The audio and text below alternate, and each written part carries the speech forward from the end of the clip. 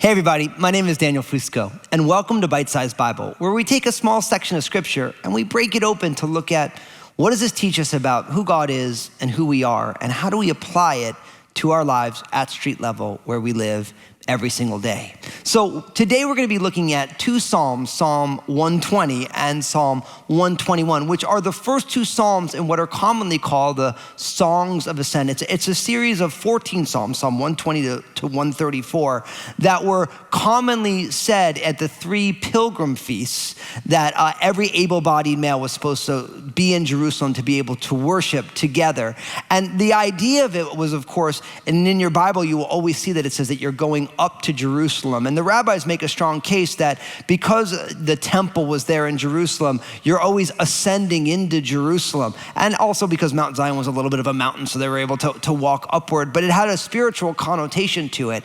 And so for each one of us, the beauty of these songs of ascent are simply that in our journey through life, in our pilgrimage through life, we want to make sure that we are growing spiritually. Every single day we're taking intentional steps to grow closer to the Lord so that our lives will be raised up to exactly where God has us. So we're going to be getting into Psalm 120 and Psalm 121 together today, and I'm really excited to break it open with you.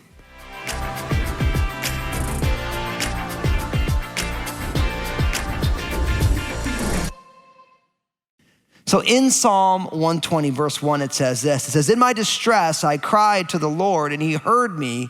Deliver my soul, O Lord, from lying lips and from a deceitful tongue." Now, I would say it to you this way. When you're down, cry out. See, the psalmist here is in his distress.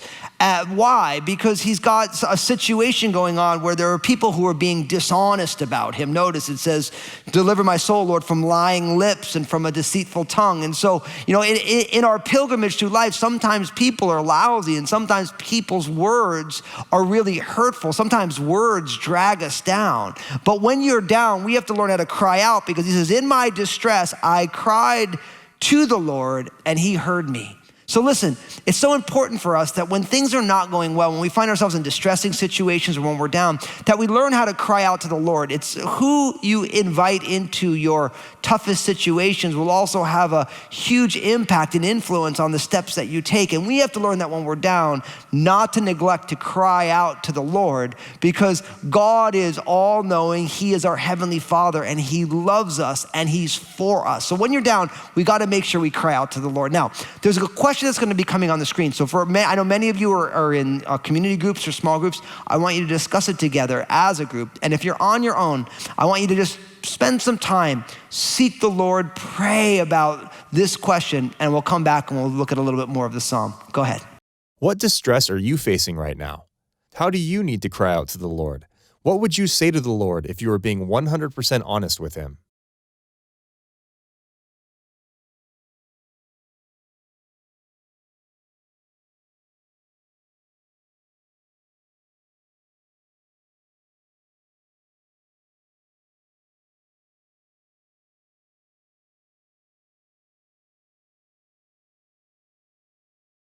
Now, picking up in Psalm 120, verse 3, it says, "What shall be given to you, or what shall be done to you, you false tongue? Sharp arrows of the warrior with coals of the broom tree. Woe is me that I dwell in Meshach, that I dwell among the tents of Kedar. My soul has dwelled too long with one who hates peace. I am for peace, but when I speak, they are for war." Now, I'd say it to you this way. When words hurt, you need to consider the source. When words hurt, you need to consider the source, because remember, we've already seen that for the psalmist, just like for us, one of the things that can make life so challenging as we journey through life is the words of people, the falsehood of people. Now the psalmist kind of unpacks a little bit more kind of the struggle he's going through. And he's saying that it's a false tongue. The false tongue, it's like the arrows of a warrior. Their words are attacking them, right? And he says, even though I'm for peace, they're for war. And so I think it's important for us to realize that everyone's entitled to their opinion, but you shouldn't weigh everyone's opinion equally. See, you shouldn't really receive criticism from somebody who you actually wouldn't seek advice from either. Not that we don't want to be not have a teachable spirit, but not everyone's opinion matters in the same way. So when people's words are hurtful, you have to consider the source.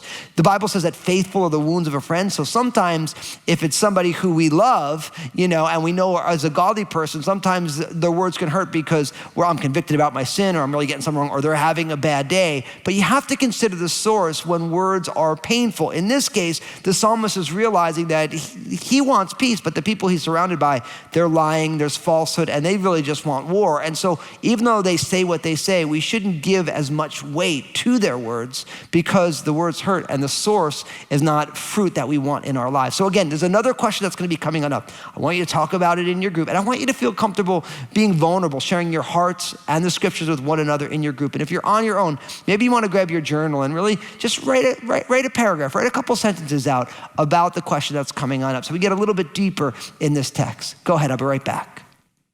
Describe a time it was hard to distinguish between the hurtful words of someone in your life and the love of God for you. How did God meet you there? If someone has said hurtful or untrue things to or about you, what does God say to and about you instead?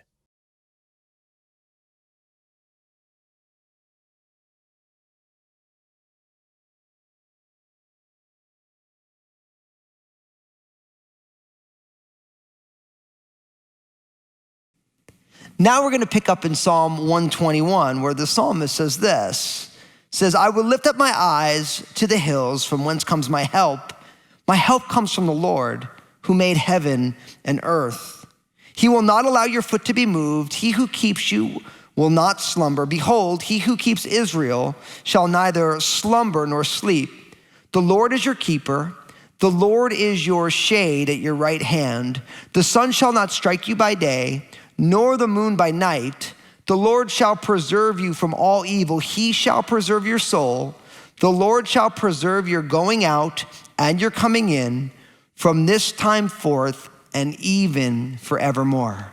Really what we learn in Psalm 121 is you always have to remember how good the Lord is. I mean, we just saw it in Psalm 120.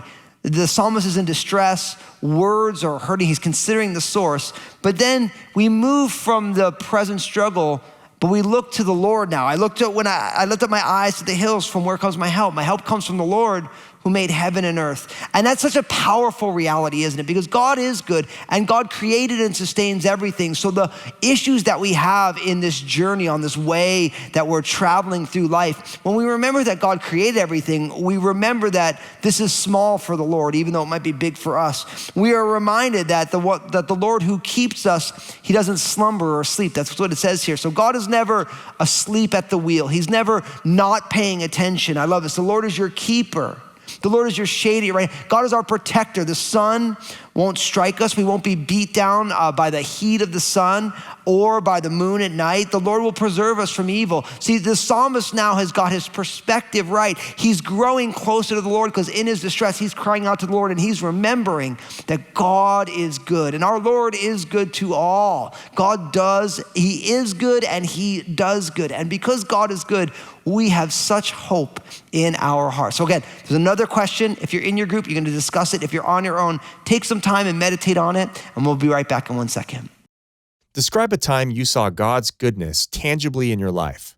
Where are you at with that now? Do you see God's goodness in your present circumstances? If not, what promises of God do you need to cling to? Spend some time in prayer, praying out the characteristics of God in Psalm 121, and bringing your needs and desires before him.